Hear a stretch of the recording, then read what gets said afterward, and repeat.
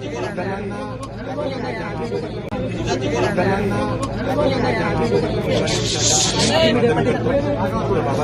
अभिवादन करतो आणि इथे उपस्थित सर्वांना मी एवढंच म्हणतो की आपल्याला डॉक्टर बाबासाहेब आंबेडकरांचा संदेश हा खूप साफ होता. आपल्या सर्वांना बाबासाहेबांनी एक मुवमेंट चालवण्याचा, एक चळवळ चालवण्याचा आणि त्याचबरोबर हा भारत प्रबुद्ध बनवण्यासाठी एक संदेश दिला होता. आणि मी सर्वांना एवढंच विनंती करतो की आपण सर्वांनी डॉक्टर बाबासाहेब आंबेडकरांचं मिशन हे कंप्लीट करण्याच्या वाटचालीवरती चालावं, एवढं आपल्या सर्वांना विनंती करतो आणि सर्वांना अभिवादन करतो. सुजाची हिंदू मिलवर जे स्मारक होत आहे त्याला उशीर होतोय. आज मुख्यमंत्र्यांनी सुद्धा या मंचावर त्याची कबुली दिली आहे की या कामाला कुठेतरी उशीर होतोय. हे बघा, आमचं भूमिका पहिल्यापासून क्लिअर होती की हिंदू मिलवरती स्मारक ही आमची मागणीच नव्हती.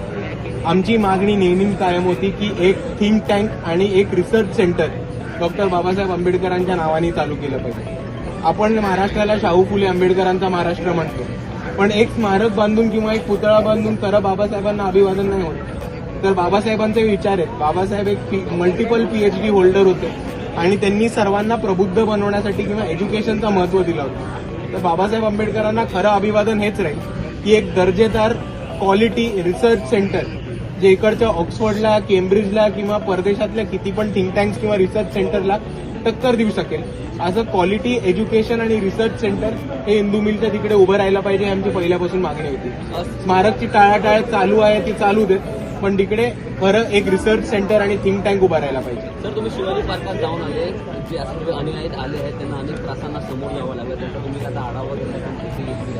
वंचित बहुजन आघाडीनी एकमेव पक्ष त्यांनी ह्याच्यावरती आंदोलन केलं होतं. वंचित बहुजन आघाडीच्या कार्यकर्त्यांनी, युवक आघाडीच्या कार्यकर्त्यांनी आणि युवकाच्या टीमनी BMCला धारेवरती धरून इकडे येणाऱ्या लोकांची गैरसोय कशी होते त्याच्यावरती मोठा एक प्रश्न उपलब्ध केला होता. इकडे आपण बघितलं तर पोर्टेबल टॉयलेटचा मोठा प्रॉब्लेम आहे, प्यायच्या पाण्याची सोय याचा प्रॉब्लेम आहे, आरोग्याच्या बाबतीत प्रॉब्लेम आहे आणि इकडे राहायला लोकांना जे टेंट देतात ते दरवर्षी आपल्याला दिसतात की ते घाणीत उभे केलेले असतात, ते दर्जेदार नसतात आणि तिकडे तकलादू मटेरियलनी बनवलेलं असतं. आपल्याला कितीतरी वर्षांचा अनुभव आहे की इतक्या मोठ्या संख्येने इथे दरवर्षी 5 डिसेंबर 6 डिसेंबरला मुंबईमध्ये अख्ख्या भारतातनं लोक येतात. तरीही BMCला इतके वर्ष चांगली सोय उपलब्ध का करता येत नाही हा प्रामुख्याने आमचा BMCला प्रश्न आहे. आणि दुसऱ्या बाजूला आम्ही ह्याचा पाठपुरवठा करणार, ह्याच्या तळापर्यंत पोहोचणार.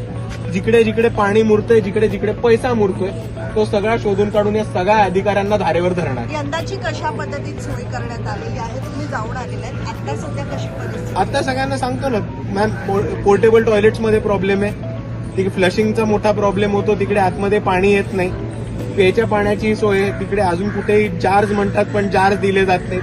मागच्या वेळेसचं आम्ही फुटेज पण आउट केली होती की बाथरूम मधलं पाणी हे जार्समध्ये भरून प्यायचं पाणी म्हणून उपलब्ध करून दिलं होतं. आपण बघितलं असेल की टेंटच्या खाली जितकी लोक येतात त्यांच्यासाठी कधीही पुरेशी जागा नसते. अर्धा छोटासा ग्राउंडचा 10% भाग कव्हर करून तिकडे एक टेंट बांधला असतो आणि ते एक्सपेक्ट करतात की इकडे 2-3 लाख लोकांनी त्याच्यामध्ये कसं तरी क्रॅम्पअप होऊन ऍडजस्ट होऊन झोपून जावं. ह्या दरवर्षीच्या गैरसोयी. आपल्या सर्वांना माहिती आहे की BMCचं एवढं मोठं बजेट हे 6 डिसेंबरसाठी उपलब्ध केलं जातं, तरी दरवर्षी गैरसोय कशी होते. आणि ह्याच्याच बरोबर आपल्याला हे दिसतं की इकडच्या बाबासाहेब आंबेडकरांबद्दल जे नाव घेऊन राजकारण करतात आणि जे भीम अनुयायांच्या बाजूनी उभं राहायचं नाटक करतात ते कुठल्या बाजूनी आपल्या सर्वांना सुविधा पोहोचवतात हे पण आपल्याला दिसत आहे. महानगरपालिकेचे इलेक्शन जवळ येत आहे, तर तुम्ही हा जो घोटाळा आहे जो होत असेल तर त्या संदर्भात तुम्ही उघडकीस आणणार काय? आम्ही ऑलरेडी उघडकीस आणलेलं आहे. काल रात्रीच परवा वंचितच्या लोकांनी आंदोलन केलं होतं. त्याचबरोबर काल अंजलीताई आंबेडकरांनी BMCच्या स्टॉलला भेट देऊन आढावा सुद्धा घेतला होता. आणि BMCच्या इलेक्शन आम्हाला वाट बघायला नाही लागत, त्यांची पोलखोल आम्ही तसंही 5 वर्ष करतच आलो.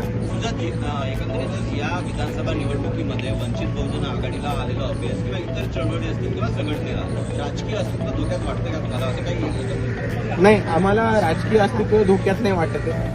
कारण आपल्याला दिसत असेल की वंचित बहुजन आघाडी ताकदीने या निवडणुकीमध्ये लढली आणि वंचितचा जो कोर वोटर होता, जो वोट शेअर होता तो कुठेही हल्ला नाही.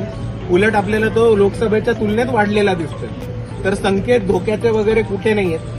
संकेत धोक्याची जी ऑपोजिशन व्हाईट वॉश झाली त्यांच्यासाठी एका बाजूला आहेत, संकेत धोक्याचे ज्यांनी वंचित बहुजन आघाडीला कमी लेखलं त्यांच्यासाठी आहेत आणि पुढे काळामध्ये जेव्हा स्थानिक संस्था येतील तसे वंचितचे केडर आपल्याला पॉवरमध्ये जाताना दिसतील आणि पुढे येणारा काळ हा वंचित बहुजन आघाडीचाच आहे.